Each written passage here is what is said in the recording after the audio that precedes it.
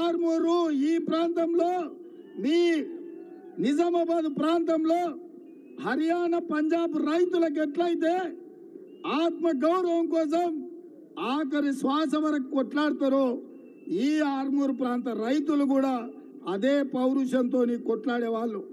అందుకే ఇవాళ మీకందరికీ నేను ఒక్క మాట చెప్పదలుచుకున్నా. మీ సమస్యలు పరిష్కరించాలన్నా, మీ పసుపు బోర్డు మీకు రావాలన్నా, మీ చక్కెర కర్మాగారం తొందరలోనే తెరుచుకోవాలన్నా పెద్దలు జీవన్ రెడ్డి గారు పార్లమెంటుకు ఎన్నిక కావాలి. ఆల్రెడీ శ్రీధర్ బాబు గారు జీవన్ రెడ్డి గారి నేతృత్వంలో సుదర్శన్ రెడ్డి గారితో సహా కలిపి మంత్రివర్గ ఉపసంఘాన్ని వేసి చక్కెర కర్మాగారాన్ని తెరవడానికి ఇవాళ 42 కోట్ల రూపాయలు బ్యాంకుకు చెల్లించి ఎన్నికల కోడైన ఎంబడే మీ ప్రాంతంలో ఉండే చక్కెర రైతులను, చెరుకు రైతులను ఆదుకునే బాధ్యత మన ప్రభుత్వం తీసుకున్నది. ఇవాళ ఇక్కడ పండించే ఎర్రజొన్నలు కానీ, ఇక్కడ పండించే మొక్కజొన్నలు కానీ, సోయాబీన్ కానీ, మీరు పండించే వడ్లు కానీ గిట్టుబాటు ధరతో పాటు 500 రూపాయల వడ్లకు బోనస్ ఇచ్చి కొనుగోలు చేసే బాధ్యత మాది.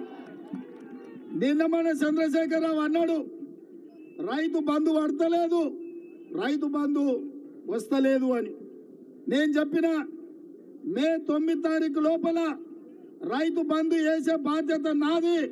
రైతు బంధు వేస్తా, అమరవీరుల స్తూపం దగ్గర 9 తారీఖు లోపల వేయకపోతే నేను ముక్కు నేలకు రాస్తా, వేస్తే నువ్వు రాస్తావా అని సవాలు విసిరిన.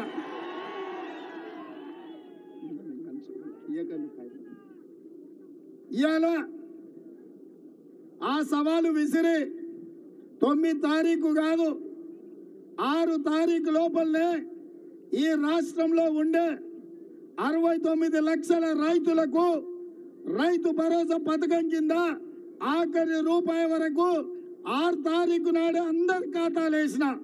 ఇవాళ చంద్రశేఖరరావు నేను అడుగుతున్నా, నీకు సిగ్గుమానం ఉంటే రా అమరవీరుల స్తూపం దగ్గరికి, లేకపోతే ఆర్మూరు అంబేద్కర్ చౌరస్తలకు రా. సవాలు విసురుడు కాదు, సవాళ్లు స్వీకరించే దమ్ముండాలి కేసీఆర్. ఇవాళ మొత్తం రాష్ట్రంలో ఉండే 69 లక్షల మందికి రైతు భరోసా పథకంలో అందరికీ నిధులు వేసిన ఏ రైతు ఖాతాలైనా మీరు పోయి చూడండి, మీకు నిధులు వచ్చినాయా లేదా ఆలోచన చెయ్యండి. అందుకే ఇవాళ చంద్రశేఖరరావుని అడుగుతున్నా, రా అమరవీరుల స్తూపం దగ్గరికి ముక్కు నేలకు రాయనిక నేను అడుగుతున్నా. నేను ఇంకో మాట కూడా చెప్పదలుచుకున్నా, సిగ్గులేనోడు చంద్రశేఖరరావు ముక్కు నేలకు రాస్తాడు, ఎందుకంటే ముక్కింత పొడుగుంది రాస్తే పోయేదే ఉంది అనుకుంటాడు. అందుకే నేను చెప్పదలుచుకున్న ఆర్మూరు రైతాంగానికి, మీ అన్న, మీ సోదరుడు, మీ రేవంత్ అన్న, మీ తమ్ముడు మాట ఇస్తే మాట కోసం తల తెగి కింది పడ్డా వెనక్కి తిరిగి చూడాడు. ఈ 10 ఏళ్ళు ఎన్ని కేసులు పెట్టినా, ఎన్ని అరెస్టులు చేసినా, ఎన్నిసార్లు జైలుకు పంపించినా ఈ లక్షలాది మంది కార్యకర్తల కోసం నిటారుగా నిలబడి కొట్లాడి ఇవాళ ఇందిరమ్మ రాజ్యం ప్రజా పాలన తీసుకొచ్చినాం. అందుకే ఈ అంబేద్కర్ చౌరస్తాలో ఇవాళ రైతు రుణమాఫీ గురించి మాట్లాడుతున్నారు. నేను హరీష్ రావు అన్నాడు, నేను మన ఎన్నికల ప్రచారంలో తెలంగాణ రైతాంగానికి మాట ఇచ్చిన 15 ఆగస్టు లోపల 2 లక్షల రైతు రుణమాఫీ చేస్తా అని. హరీష్ రావు అన్నాడు, నువ్వు చేయలేవు, నువ్వు చేస్తే నేను రాజీనామా చేస్తా, మళ్ళీ ఎన్నికల్లో పోటీ చేయను సిద్దిపేటలో అని. నేను అన్న హరీష్ రావుతోని, రాజీనామా పత్రం జేబులో పెట్టుకో, 15 ఆగస్టు నాడు ఈ దేశానికి స్వాతంత్రమే కాదు, రైతులకు రుణమాఫీ నుంచి స్వతంత్రమే కాదు, సిద్దిపేట పట్టిన శనీశ్వరరావును కూడా వదిలిస్తా అని. అందుకే ఇవాళ ఆర్మూరు ప్రజలకు, ఆర్మూరు రైతాంగానికి, నిజామాబాద్ రైతాంగానికి నేను మాట ఇస్తున్నా, ఆర్మూరు సుద్దులగుట్ట సాక్షిగా 15 ఆగస్టు లోపల 2 లక్షల రూపాయల రుణమాఫీ చేసి తీరుతా. కాస్కో శనీశ్వరరావు, శాశ్వతంగా నీ పీడ సిద్దిపేటకు విరగడి అవుతుంది అని చెప్పి నేను ఈ వేదిక మీద నుంచి చెప్పదలుచుకున్నా. అందుకే మిత్రులారా, ఇవాళ మీరందరూ ఆలోచన చేయండి. మీరందరూ చైతన్యవంతులు. ఈ ప్రాంతంలో ఆదర్శ గ్రామమైన అంకాపూర్ మీ ప్రాంతం నుంచి ఉంది. దేశంలో రైతులు ఏ విధంగా ఉండాలో, రైతుల నిర్ణయాలు ఎట్లుండాలో నిజామాబాద్ ప్రాంత రైతుల నుంచి నేర్చుకునే సంస్కృతి ప్రాంతంలో ఉంది. అందుకే మీ చైతన్యవంతమైన రైతులను, ఇక్కడికి వచ్చిన యువకులను, మా ఆడబిడ్డలు, మా మహిళలందరిని అడుగుతున్నా. 2014లో బీఆర్ఎస్ని గెలిపించను, 2019లో బీజేపీని గెలిపించను. వాడిని చూసిండ్రు, వీడిని చూసిండ్రు, ఇద్దరు కలిసి మిమ్మల్ని నిండా ముంచిండ్రు. ఒక్క అవకాశం జీవనానికి ఇవ్వండి. జీవనన్న ఆయనే స్వయంగా రైతు సమస్యలు తెలిసినోడు, పెద్ద మనిషి. ఆ బీజేపీ ఆయన అహంకారం ఆడరుగుళ్ళు ఉంటే ఎట్లుంటుందో బీజేపీకి అట్లుంటాడు. ఇక్కడ ఉన్నోళ్ళు చెప్పండి ఎంత అహంకారం ఉంటుందో బీజేపీ అభ్యర్థికి మీరు చూడండి. గ్రామాలలో పెద్దోళ్ళని అడగండి. ఆయన బలుపు, ఆయన వాపు అవమానించే విధంగా 6 అడుగులకు అహంకారం ఉంటే అరవింద్ అవుతాడు తప్ప జీవనన్నలాగా రైతు కాడు. అందుకే జీవనన్న మనోడు, మన మధ్యలో ఉండేటోడు, మన రైతు, మన కష్టం తెలిసినోడు, మన కాలం తెలిసినోడు. రైతు కష్టం వస్తుంది ఎట్లుంటుందో ఆయననే స్వయంగా రైతుగా చూసినోడు.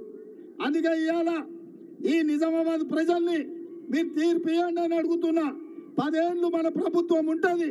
మీ సమస్యల్ని పరిష్కరించే బాధ్యత, మీ చక్కెర కర్మాగారం తెరిచే బాధ్యత, మీ పసుపుకు గిట్టుబాటు ధర ఇచ్చే బాధ్యత, మీ ఎర్రజొన్నలు పండించిన వాటికి ధర చెల్లించి తీసుకునే బాధ్యత, మీరు పండించే వడ్లకు 500 రూపాయలు ఇచ్చే బాధ్యత మన ప్రభుత్వం తీసుకుంటుంది. మీకు 2 లక్షల రూపాయల రైతు రుణమాఫీ చేసే బాధ్యత 15 ఆగస్టు లోపల అవి చేసి తీరుతా అని మీకు అందరికీ మాటిస్తున్నా. అట్లనే ఆర్మూర్ మున్సిపల్ చైర్పర్సన్ గారు చాలా విషయాలు, లావణ్య గారు చాలా విషయాలు కైతాలేవే, చాలా సమస్యల మీద పాపం రిప్రజెంటేషన్ ఇచ్చింది. కానీ నేను ఒక్క మాట ఇచ్చిపోతున్నా. ఎన్నికల కోడ్ అయిన ఎంబడే ఆర్మూర్కు మున్సిపల్ కార్యాలయాన్ని 16 కోట్ల రూపాయలు మంజూరు చేసి ఆర్మూర్ మున్సిపాలిటీలో వారు చాలా విషయాలు, చాలా రిప్రజెంటేషన్ నాకు ఇచ్చిండ్రు. వాటన్నిటినీ తప్పకుండా పరిశీలిస్తా. ముఖ్యంగా మీకు మున్సిపల్ కార్యాలయం నిర్మాణానికి 16 కోట్ల రూపాయలు అడిగినరు, వాటిని మంజూరు చేస్తా.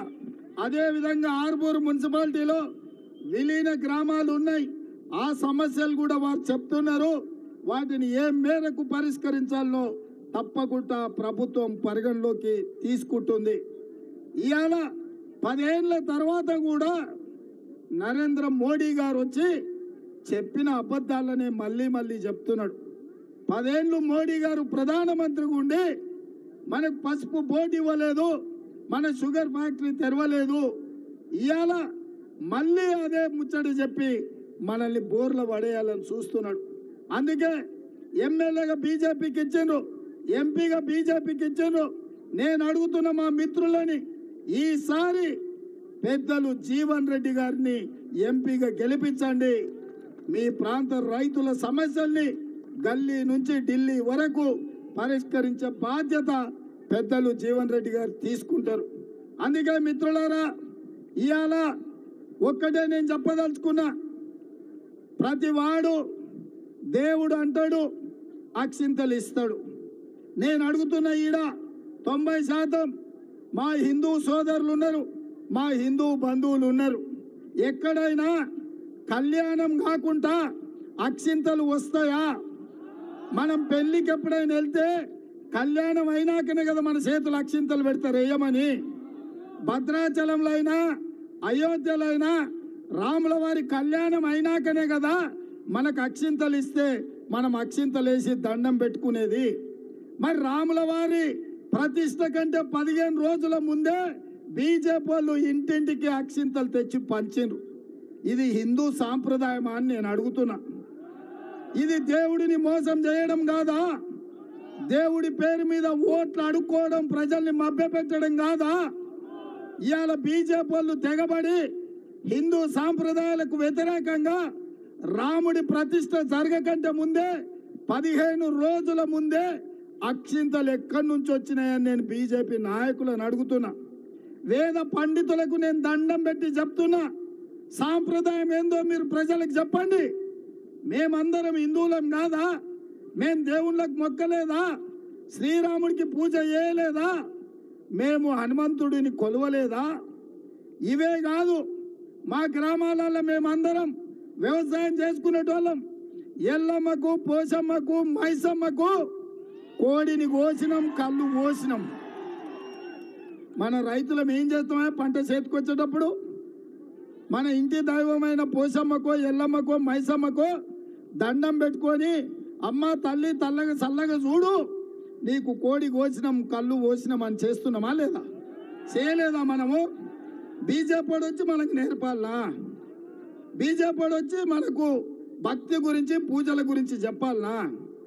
వాళ్ళు ఇవాళ దేవుడిని అడ్డం పెట్టుకొని బాక్సులో ఓట్లు వేయించుకొని దేవుడిని, మనల్ని కూడా మోసం చెయ్యాలని ఇవాళ కుట్రలు చేస్తారు. అందుకే ఆలోచన చెయ్యండి మిత్రులారా. అందుకే నేను ఒక మాట చెప్పదలుచుకున్నా, దేవుడు గుడిలో ఉండాలి, భక్తి గుండెల్లో ఉండాలి. వాడే నిజమైన హిందువు. దేవుడు గుడిలో ఉండాలి, భక్తి గుండెల్లో ఉండాలి. వాడే అసలైన హిందువు తప్ప బజార్లో పోటీ దేవుడి బొమ్మ పెట్టి ఓట్లు అడుక్కునేటోడు బిచ్చపాడైతాడు తప్ప భక్తుడు ఎట్లయితాడు? బస్ స్టాండ్ల ముందు అప్పుడప్పుడు మనం చూస్తాం, పెద్ద స్తంభాలం పెట్టుకొని అయ్యప్ప బొమ్మ పెట్టుకొని, అయ్యా నా కాళ్ళు లేవు, నాకు చేతులు లేవు, నా కళ్ళు లేవు, దేవుణ్ణి చూసి బిచ్చమెయ్యి నేను బతుకుతా అని. అట్లనే ఇవాళ బీజేపీ వాళ్ళు బొచ్చల ఓట్లు అడుగుతున్నారు. ఇంతకు మించిన దుర్మార్గం, ఇంతకు మించిన హిందూ ధర్మాన్ని వంచడం ఎక్కడైనా ఉంటుందా? అందుకే మిత్రులారా, ఇవాళ మన ధర్మాన్ని కాపాడుకోవాలి, మన రైతులను ఆదుకోవాలి, మన పసుపు బోర్డు తెచ్చుకోవాలి, మన చక్కెర పరిశ్రమ తెరుచుకోవాలి అంటే పెద్దలు జీవనన్న గెలవాలి. మాకందరికీ పెద్దన్న, నాకు ఒక అవకాశం వచ్చి నేను ముఖ్యమంత్రి కావచ్చు, కానీ జీవనన్న మన కుటుంబ పెద్ద, మన సమాజానికి పెద్ద.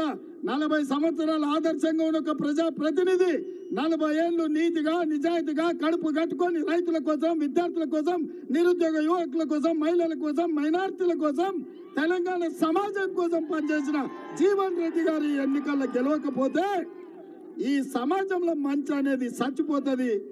ఈ సమాజంలో మోసపోలే గెలుస్తారు.